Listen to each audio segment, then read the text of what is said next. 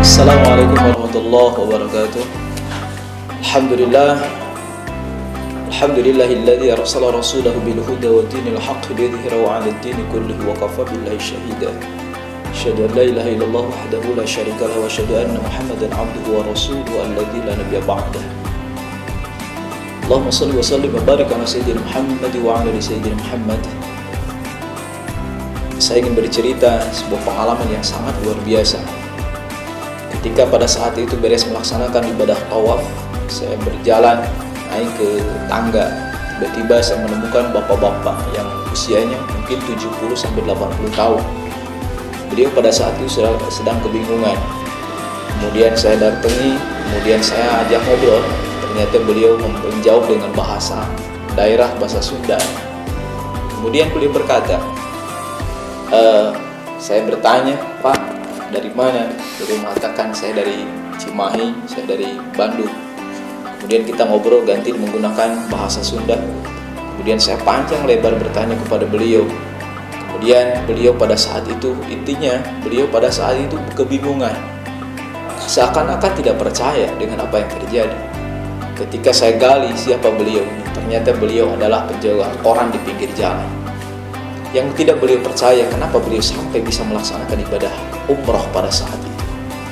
Ternyata saya dengarkan dari awal, beliau pada saat itu pulang habis menjual korannya, hujan, kemudian beliau bonceng istrinya dengan menggunakan sepeda ontelnya melewati sebuah perkebunan. Kemudian di kebun tersebut ada satu pohon pisang yang terjatuh, kemudian menghalangi perjalanan. Maka beliau berhenti pada saat itu, berusaha untuk menggeserkan pohon pisang yang menghalangi jalan tersebut. Beliau berpikir kalau seandainya sepeda masih bisa, motor masih bisa, bagaimana dengan mobil kalau seandainya ada mobil yang lewat.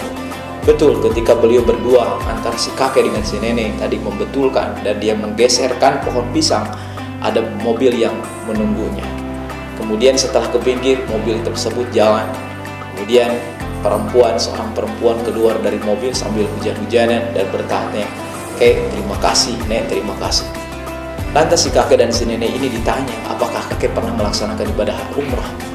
Kakek ini mengatakan, boro-boro melaksanakan ibadah umroh, saya adalah orang biasa. Maka pada saat itu perempuan tiba-tiba mengatakan, "Kek, mau umroh nggak?" Di balik cerita, alhamdulillah si kakek ini diberangkatkan oleh orang yang pada saat itu baru bertemu. Dan orang ini seakan-akan ditolong karena jalannya sudah diberikan kelancaran oleh sang kakek dan si nenek tadi. Di balik cerita itu, ternyata perempuan ini adalah orang yang Masya Allah luar biasa. Dia adalah orang kaya, seorang agnia yang baik. Dan dia pada saat itu memiliki ibunya yang sedang sakit dan dia bernadar. Karena ibunya sampuh pada saat itu dia bernadar, "Saya bernadar akan mengumrohkan 5 orang untuk diumrohkan." Dan 5 orang itu tidak tahu, salah satunya Allah pilih orang tersebut. Kalau kita melihat, apa hubungannya korelasi antara si kakek yang dengan si nenek yang tadi? Ingat, si kakek yang nenek tadi, dia sudah melakukan kebaikan tanpa pamrih. Bukankah Allah Subhanahu wa Ta'ala berfirman, "Hal jazaa'ul ihsani illal ihsan." Tidak ada kebaikan kecuali balasannya akan mendapatkan kebaikan yang lebih baik. Ingat, apapun yang kita lakukan, orang tidak pernah memandang, tapi Allah Maha melihat kita. Jangan suka dengan tepuk tangan orang-orang pada saat itu, sementara Allah benci dengan kita karena niat kita yang tidak baik. Oleh sebab itu, niatkan semua kebaikan kita karena Allah.